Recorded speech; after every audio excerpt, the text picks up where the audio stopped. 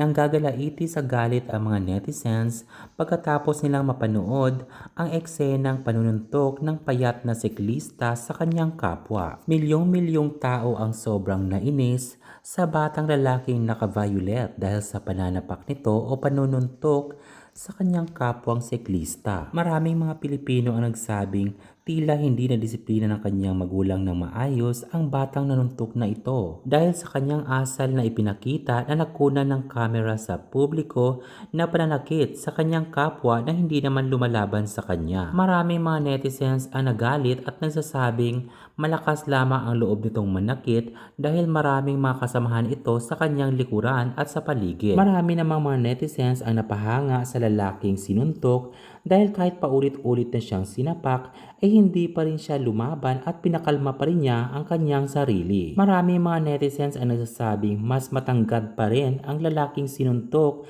dahil kahit nakaupo pa rin siya at nakatayo ang taong nanuntok sa kanya ay mas matangkad pa rin siya. Ang punto lang nila dito ay kung sakaling nanuntok o gumanti ang lalaking mas matangkad pa sa sumuntok ay maaaring magugulpi niya ito. Maximum tolerance ang ginawa ng lalaking nasuntok dahil hanggang sa huli ay hindi siya lumaban. Lingid sa kaalaman ng lahat, expert pala isang martial artist itong lalaking nasuntok dahil siya pala ay Muay Thai at kickboxing artist. Ibig sabihin lamang nito na kung siya ay nanuntok o gumanti sa mga lalaking ito ay maaaring mapupuruhan ito at baka nga hindi nila kakayanin ang kanyang lakas. Dahil sa kabaitan na pinakita ng lalaking matangkad na cyclist, marami ang tumulong sa kanya dahil napahanga sila sa kanyang kabaitan. Dahil dito, nirigaluhan siya ng cycling jersey at cycling gloves. Bigla namang kumalat sa internet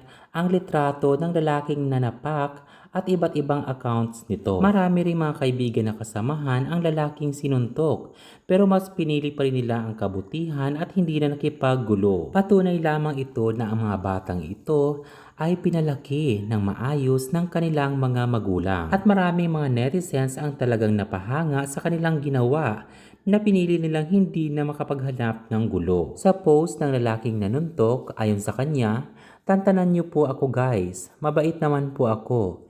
Nagkataon lang po na na-videohan yun. Hindi naman po ako ganun parate. Nagkataon lang po." Pero hindi na umepek sa mga netizens ang ganitong post. Dagdag pa niya, "Ayoko na po para sa school ko na account ito, ayaw ko sirain ang pangarap ko po." Ang mga post niya na ito ay pagkatapos niyang malaman na may nagpapareward at makakita sa kanya ay bibigyan ng 20,000 pesos. Tila ay na-stress na siya kung sakaling may magsusumbong at matetrace ang kanyang location. Maaaring nabasa din niya ang post na to na willing to give 20,000 pesos na reward sa makakatuntun sa kanyang kinaroroonan. Ito ay post mismo ng kamag-anak ng kanyang sinapak o sinuntok. Dahil marami talaga ang gustong magsumbong kung saan man siya naroroon at ito yung kanyang kinatatakutan. Hindi lang yan dahil kung sakaling siya ay lalabas at makikita ng mga taong bayan, malaki ang tsansang siya ay kakaladka rin nila